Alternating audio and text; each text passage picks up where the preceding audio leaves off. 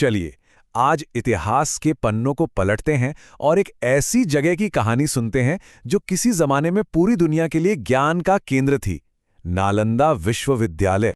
नालंदा की कहानी जब भी सुनाई जाती है तो उसका जिक्र अक्सर एक भयानक आग से होता है। एक ऐसी आग जिसने सिर्फ किताबें नहीं बल्कि इंसानियत की हजारों साल की सोच और समझ को भी जलाकर राख कर दिया था।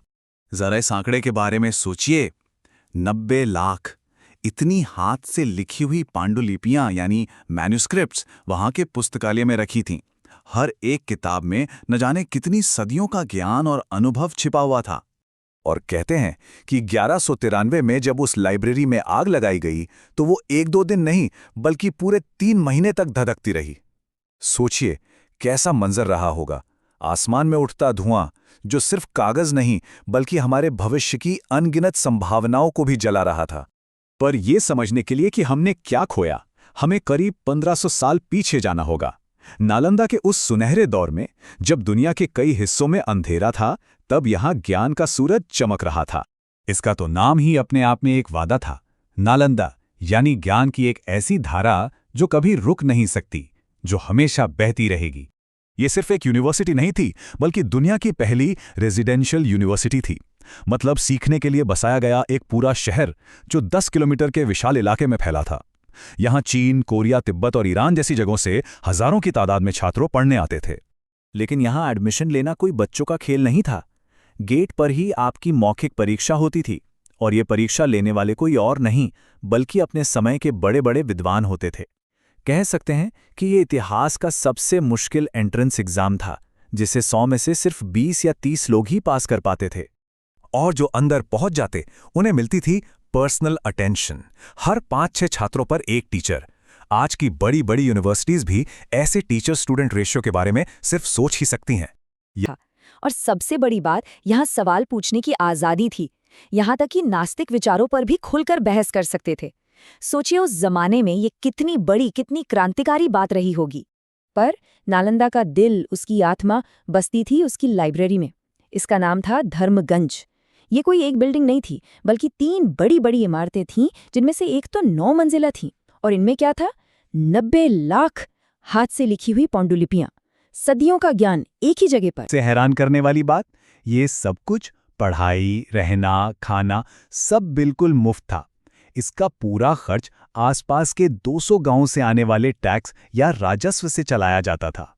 इस पूरी ज्ञान के नगरी के दिल में बसी थी उसकी लाइब्रेरी, जिसे धर्मगंज कहते थे, यानी सत्य का खजाना।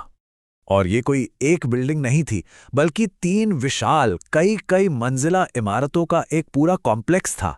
हर इमारत अपने आप में ज्ञान का एक समंदर थी। इनमें जो सबसे ऊंची इमारत थी, रत्नोदिधि, वो 9 मंजिला थी। कहते हैं कि वो इतनी ऊंची थी कि उसकी छतें बादलों से बातें करती थी। सच पूछिए तो ये लाइब्रेरी सिर्फ किताबों का ढेर नहीं थी, ये पूरी इंसानियत का एक बैकअप ड्राइव थी। इसमें इतना ज्ञान था कि अगर पूरी दुनिया तबाह भी हो जाती तो सिर्फ इन किताबों के दम पर सभ्यता को शून्य से दोबारा खड़ा किया जा सकता था। तो सवाल उठता है कि ज्ञान के ऐसे मंदिर को कोई क्यों तबाह करना चाहेगा? इसका जवाब किसी बड़ी जंग में नहीं बल्कि एक इंसान के जख्मी अहंकार में छिपा है। कहानी यूं है कि तुर्क हमलावर बख्तियार खिलजी एक बार बहुत बीमार पड़ गया। उसके अपने हकीमों ने हाथ खड़े कर दिए।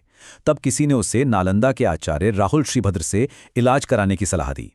खिलजी ने उन्हें बुलाया तो सही, लेकिन शर्त रख दी कि वो किसी हिंदुस्तानी वैद्य की दी हुई दवा नहीं खाएगा। आचार्य ने उसकी शर्त मान ली और उसे पढ़ने के लिए कुरान दी, जिसके पन्नों पर उन्होंने एक अदृश्य दवा का लेप लगा दिया था। खिलजी थूक लगाकर पन्ने पलटता गया, दवा उसके शरीर में जाती रही और वो ठीक हो गया। लेकिन शुक्रिया अदा करने के बजाय वो इस बात से जल भुन गया कि इन भारतीय विद्वानों का ज्ञान उसके हकीमों से कहीं ज्यादा है। बस यही जलन और असुरक्षा उस भयानक गुस्से में बदल गई जिसने इतिहास की धारा ही मोड़ दी। जब खिलजी नालंदा की बौद्धिक ताकत का मुकाबला नहीं कर सका तो उसने उसे मिटा देने का फैसला कर लिया। उसने अपनी सेना को हुक्म दिया कि इस निहत्थे ज्ञान के केंद्र पर हमला बोल दो। इसके बाद जो हुआ वो कोई जंग नहीं थी, वो एक तरफा कत्लेआम था। हजारों निहत्थे विद्वानों और भिक्षुओं का, जिन्होंने जिंदगी में कलम के सिवा कुछ नहीं पकड़ा था, उन्हें तलवार के घाट उतार दिया गया। उस आग के बाद नालंदा लगभग 600 सालों के लिए गुमनामी के अंधेरे में खो गया। मिट्टी के नीचे दबा एक खंडर जिसे लोग भूतिया जगह समझने लगे थे। लेकिन एक विचार को इतनी आसानी से नहीं मारा जा सकता। सदियों की खामोशी के बाद पहले ब्रिटिश सर्वेक्षकों ने इसके खंडरों को खोजा और फिर 21वीं सदी में नालंदा की आत्मा को फिर से जीवित किया गया। 2014 में एक नए आधुनिक अंतर्राष्ट्रीय संस्थान के रूप में इसका पुनर्जन्म हुआ। नया नालंदा हमें एक बात याद दिलाता है। खिलजी ने इमारतें तो जला दी, पर वो नालंदा के विचार को नहीं जला सका। और ये हमें सोचने पर मजबूर करता है कि क्या आज हम उस विचार को, उस निडर होकर सवाल पूछने की परंपरा को सही मायने में आगे बढ़ा रहे हैं।